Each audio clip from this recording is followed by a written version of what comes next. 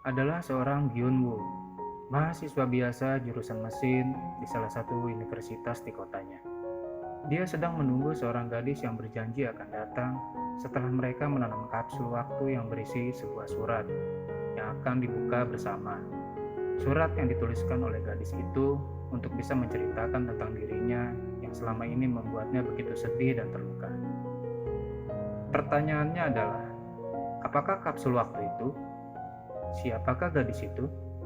Oke, sebelum meneruskan video ini, silakan teman-teman subscribe terlebih dahulu channel ini, biar channel Tunjuk Bintang bisa terus eksis kasih video yang terbaik buat teman-teman. Dan jangan lupa klik tombol lonceng, agar teman-teman mendapatkan pemberitahuan bila ada video terbaru dari channel ini. Semoga teman-teman semua dalam lindungan Tuhan Yang Maha Esa. Amin. Kejadiannya 2 tahun yang lalu. Suatu hari, Gyun-woo sedang minum-minum bersama teman-temannya di sebuah kafe. Tak sengaja matanya menangkap seorang gadis yang sangat cocok dengan tipenya yang sedang berjalan di luar kafe. Hasrat untuk menggoda dan berkenalan dengannya begitu besar, maka dia langsung bergegas menghampiri gadis itu dengan meninggalkan teman-temannya yang masih berkumpul di meja. Gyun-woo pun mulai mencoba menyusul gadis itu. Tiba-tiba saja ibunya menelpon dan menyuruhnya untuk mengunjungi bibinya yang tinggal di Bupyeong karena merasa kasihan setelah bibinya ditinggal mati oleh anaknya yang sebaya dengan Gyun-woo 1 tahun yang lalu.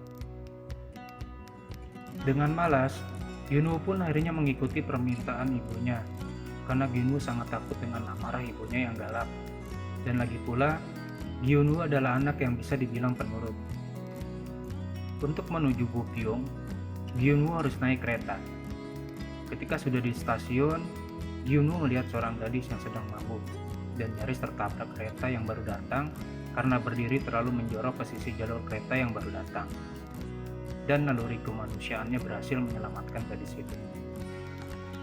Karena sedang mabuk, gadis itu hanya menatap Gyun-woo tanpa mengucapkan apapun. Akhirnya mereka pun satu gerbong di dalam kereta yang sama. Pada dasarnya, Gyun-woo sungguh tidak suka dengan gadis pemabuk, juga kasar, walau gadis itu sebenarnya adalah tipenya juga. Setelah bertingkah begitu liar dan kasar di dalam kereta, hingga memuntahi seorang pria tua yang menyangka Gyun-woo adalah pacarnya, gadis itu pun tak sadarkan diri. Jelas itu adalah efek dari mabuk minumannya. Gyun-woo pun diminta untuk bertanggung jawab atas kelakuan gadis itu, mulai dari harus mengorbankan sweater Gyun-woo untuk membersihkan bekas mutan gadis, hingga harus membopongnya keluar gerbang setelah sampai stasiun Bopyeong. Awalnya Gyun-woo hendak meninggalkannya begitu saja di bangku tunggu stasiun Bopyeong.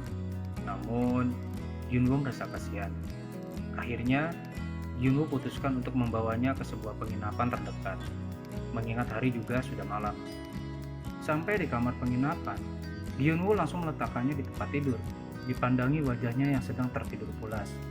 Gyun-woo mengagumi parasnya yang cantik.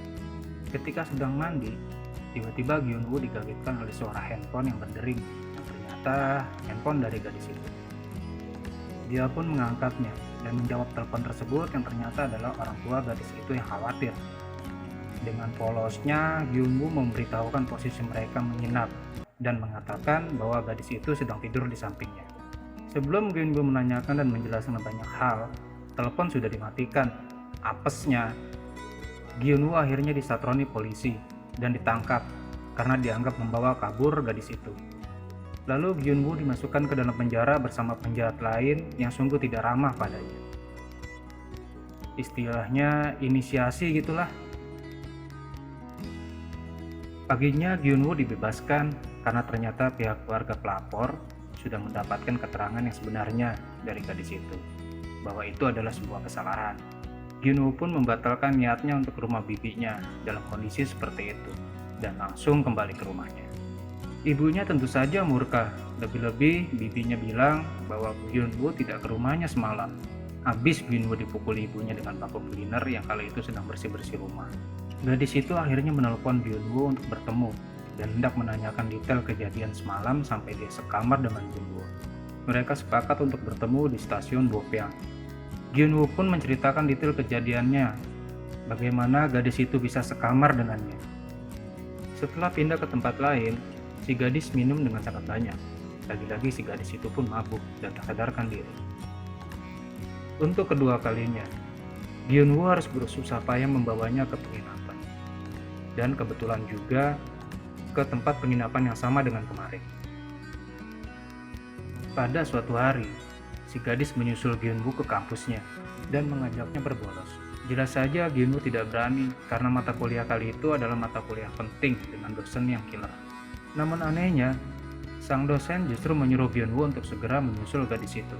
Kebingungan Gyun-woo terjawab. Ternyata gadis itu mengatakan pada dosen ketika break pelajaran bahwa dia mengaku hamil oleh Gyun-woo dan akan mengaborsi bayinya. Jelas saja trik gadis itu berhasil membawa Gyun-woo keluar dari mata kuliah itu. Gadis itu mengajak Gyun-woo ke sebuah taman.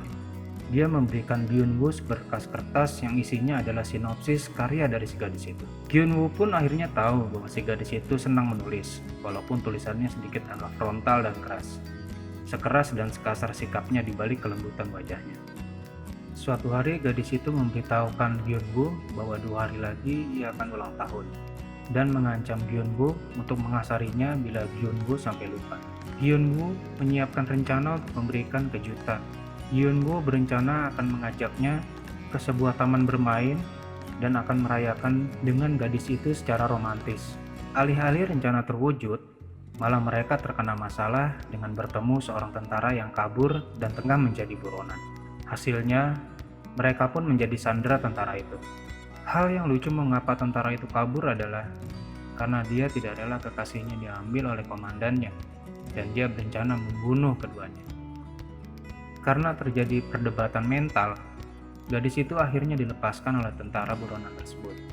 Namun, Gyun-woo tetap menjadi sandera si tentara yang sepertinya sudah hilang akal dan hasrat untuk membunuhnya. Kesempatan inilah yang digunakan oleh si gadis untuk memanggil bantuan juga. Akhirnya, tentara itu pun tertangkap. Walau Gyun-woo berhasil meneruskan rencananya untuk memberi kejutan pada hari ulang tahun si gadis itu, dia harus menerima tamparan hebat dari si gadis kasar itu karena tidak suka hanya dibilang teman ketika tentara itu bertanya pada Gyun-woo saat disandra tadi. Namun sejak saat itu, Gyun-woo jadi semakin dekat dengan gadis itu. Walaupun dengan kekerasan gadis itu, Gyun-woo tetap bertahan, karena pasti ada sebuah cerita dari kekasarannya selama ini. Hingga pada suatu hari, hujan membawa Gyun-woo bertemu dengan orang tua gadis itu di rumahnya. Orang tua gadis itu pun tidak setuju bila gadis itu dekat dengan Gyun-woo. Gyun-woo dianggap tidak memiliki masa depan, walau dibantah oleh gadis itu. Dan sejak kejadian itu, Gyun-woo tidak mendengar kabar dari gadis itu lagi. Hingga pada suatu hari, gadis itu menelpon Gyun-woo dan mengingatkan akan hari jadi mereka bertemu yang ke-100 hari. Gyun-woo diminta untuk memberikan mawar pada hari itu, tepat di tengah gadis itu sedang kuliah dan di depan teman-temannya. Gyun-woo merasa mustahil karena kampus si gadis adalah kampus wanita. Maka dengan sedikit menyamar sebagai pengantar makanan, dia berhasil mempersembahkan apa yang diminta oleh si gadis itu dengan cara yang romantis. Mereka pun menghabiskan waktu bersama malamnya. Lagi-lagi, Gyun-woo harus bertemu orang tua si gadis itu karena harus mengantarkannya dalam keadaan mabuk. Seperti pertama, penolakan orang tua gadis itu pun dikatakan kepada Gyun-woo dan diberi peringatan untuk menjauhi anaknya serta tidak menemuinya lagi. Dan sejak saat itu, si gadis tidak pernah menghubunginya lagi untuk kedua kalinya. Gyun-woo menganggap semuanya telah berakhir. Hingga pada suatu hari, si gadis menghubungi Gyun-woo, dan kali ini dengan kondisi yang berbeda. Keduanya sudah sama-sama memiliki kencan buta dengan orang lain. Sayangnya, Gyun-woo mengencani wanita yang ternyata adalah pria. Sementara si gadis itu terus menyuruh Gyun-woo untuk datang dalam kencannya dengan pria lain di sebuah kafe. Akhirnya, Gyun-woo pun datang. Kali ini, Gyun-woo pun harus benar-benar merelakan gadis itu untuk bersama orang lain. Walaupun Gyun-woo sendiri sangat terpukul dengan perasaannya yang belum dia ungkapkan. Sebagai pesan terakhir, maka Gyun-woo mengajak gadis itu keluar dari ruangan dan memberikan semangat untuk menjalani semua yang sedang terjadi. Akhirnya, Gyun-woo meninggalkan mereka di tempat itu ketika gadis itu sedang di kamar kecil. Mendapati Gyun-woo sudah tidak ada, si gadis bertanya pada pria kencannya. Pria itu pun mengatakan bahwa Gyun-woo telah pergi. Namun, pria itu juga mengatakan bahwa Gyun-woo telah memberikan saran tentang 10 aturan yang harus dipatuhi bila ingin mendapatkan hati gadis itu tanpa si gadis memintanya, yaitu